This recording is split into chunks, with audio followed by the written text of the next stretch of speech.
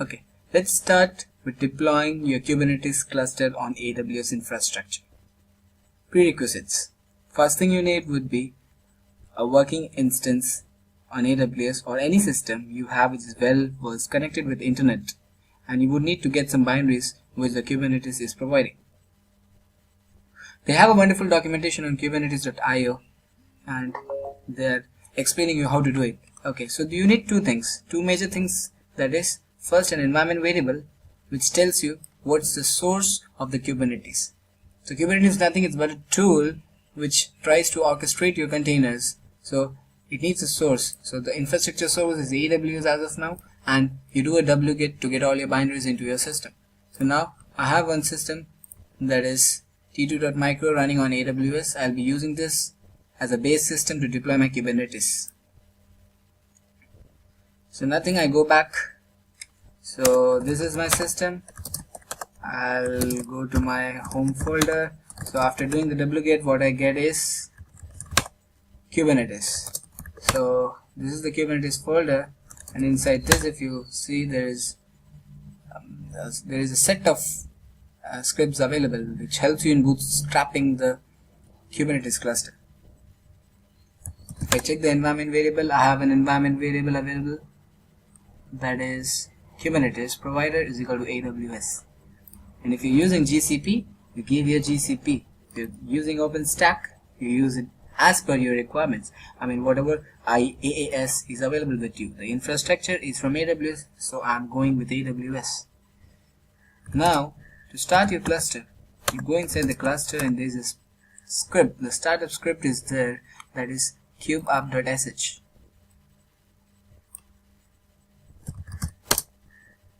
So you just run that.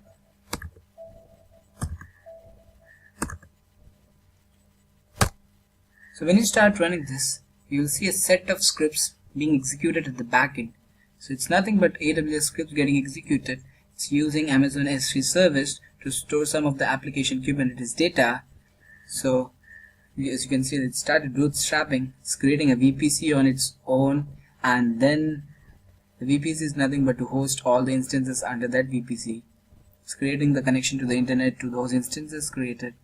It's adding tags, certain level of prerequisites it does before creating the master and the minion systems. So in Kubernetes, if you have a master, you will have corresponding nodes available with them. So if you are forming a cluster of, let's say, 3 nodes, one will be master and 2 will be minions. So as you can see, it has added tags, it created a VPC, created a master. It's waiting for the master to come up actually. So yeah, the master is running. Okay, you want to see the master? You load it. So this is the Kubernetes master. So Kubernetes takes care of all the tagging requirements, tags it in a proper manner so that we know what system it is and what it actually is doing. So the Kubernetes master is up. Anytime the minions will be up, the nodes will be up and running, which will be supporting the master. Okay, so it's creating the minion configuration and creating the auto-scaling group. Okay, the minions are going to start anytime.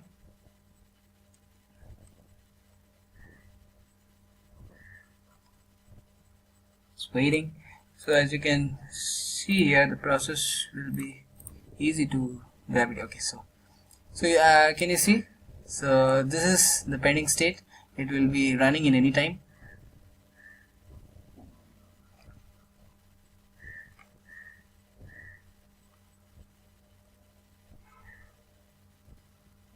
So once your Kubernetes cluster is up and running with all the nodes having Docker installed in it, you are good to go and deploy any of your Docker images available on the Docker Hub or any of your private registries.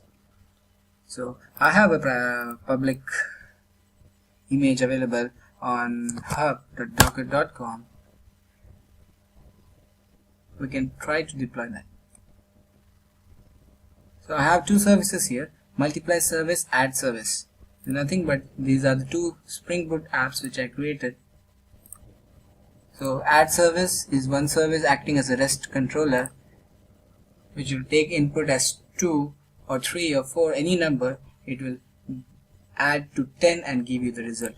So pom.xml is nothing but the Maven script to build the project. So if you just go and run as Maven build, it will build it.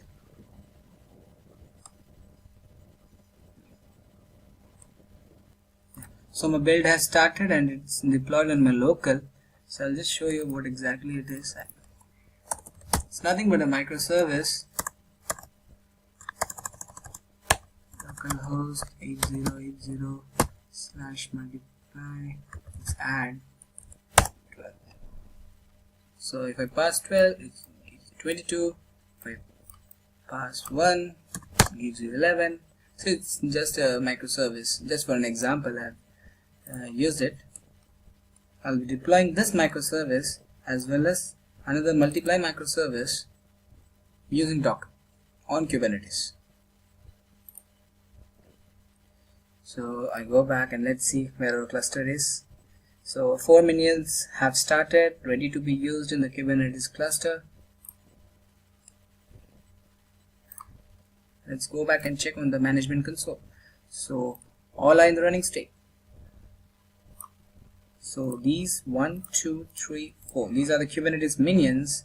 They act as supporting soldiers for the Kubernetes master. Kubernetes master is nothing but where your actual API server of the Kubernetes is deployed. So all the requests going to Kubernetes will be taken by the master and it will be served to all these 4 minions, and these minions will deploy your containers.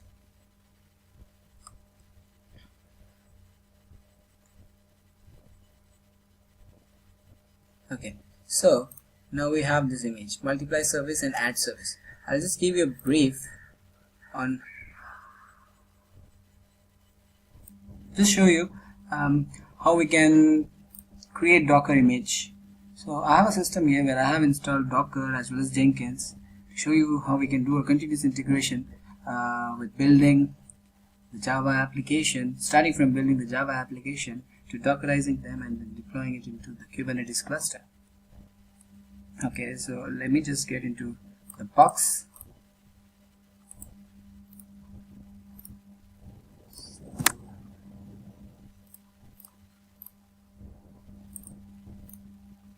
This is my Docker box, which I have created to play around with Docker.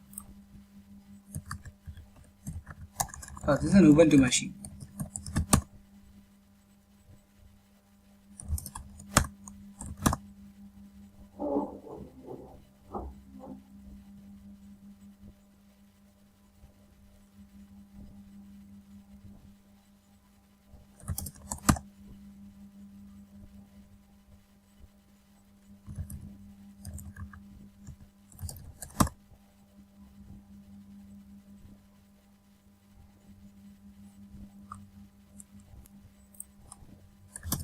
So my Jenkins is up anytime. So let's go back to what we are doing. Okay, so I just showed you I have 2 services with me. One is the add service, second is the multiply service. I'm going to write a Docker file for each of these services. Now get into my Docker images folder, get into this. Let's say we write it for add service first. So I have a Docker file here. Okay, so as my microservice is a Java microservice, I need a base Docker image. So I'll make sure I copy another Docker image, that is the Java Docker image. That is the latest version, that is 1.8 or whichever is the latest. Okay, the second thing I write in a Docker file is maintainer. Who is actually the maintainer for the script or for the image? Okay, third thing, which port I'm going to expose for my container to start accepting the request, that is 8080. Okay, now after that is done, I need my artifact. Okay, so where is my artifact? I need that artifact from somewhere, right? So it is from my artifact tree. Okay, so I have uploaded my artifact jar onto the Jenkins artifact tree. So I'm duplicating that jar file. So once I duplicate the jar file and it's available with me in my container, I do a java -jar add service.jar, and that starts my Spring Boot application. As simple as that. So this is what I need my Dockerfile to be doing. So now I go back. So this is writing a Dockerfile. The second step after writing a Dockerfile is building a Dockerfile, and then comes running that Dockerfile. So let me see, I have a history. This command earlier, so I can just get you. Okay. So this is the command, sudo docker build -t. -t is nothing but the tag name, my repository name / the service image name and the version name with which the image is going to be uploaded into the Docker Hub. And dot is the current directory where the Docker file is available. So when I run this, so my Docker build has started, also completed. So from Java latest, it keeps creating intermediate containers, keeps checking whether there is any error in the script file or not. If there is, it won't build. So now that there are no errors in the Docker file, it builds your Docker image. So if you want to check how many images you have in your local, you have a command, sudo docker images. So these are the images which I created, is this one with the tag 1.0. Now I can push this using docker push to my repository, and that's how I pushed it to Docker Hub. So these are my two repositories available to be pulled by the Kubernetes cluster. Now that I have my Docker images on here, anytime my Kubernetes cluster can go and deploy these services. Okay, so now is the time when I go back to my Kubernetes cluster. Okay, so Kubernetes cluster is up and running with 4 nodes, 1 master. Kubernetes master is running. It comes with a set of tool chains like Kubernetes dashboard, wherein you can just go in and deploy your apps directly using the GUI.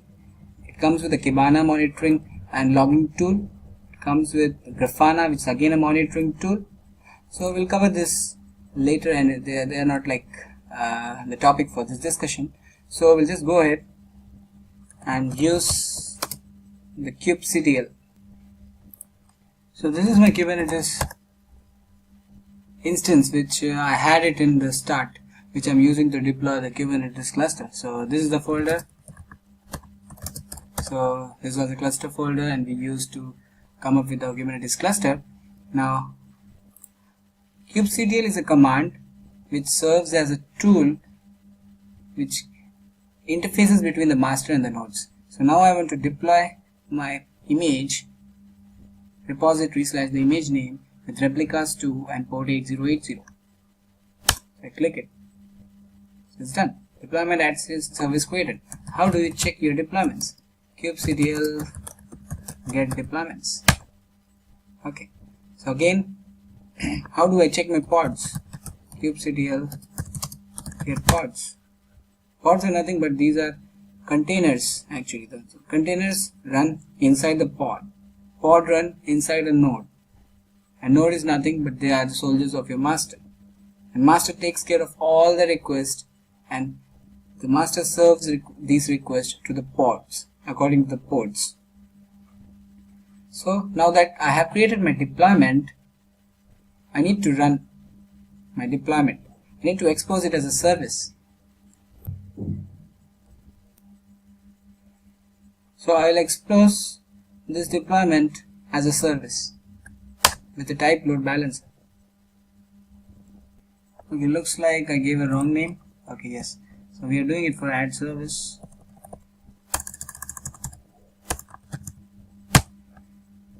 So the service is exposed onto the load balancer. Get services gives you the list of services exposed. So this is the external IP which I will be showing to you in AWS. So there is nothing but a load balancer available in AWS which exposes to your microservices. So you have 2 replicas, so each will be load balanced using the load balancer provided by the AWS.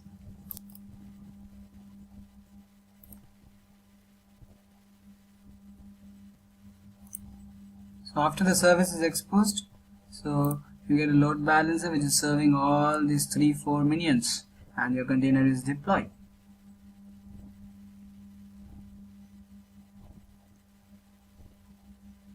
go and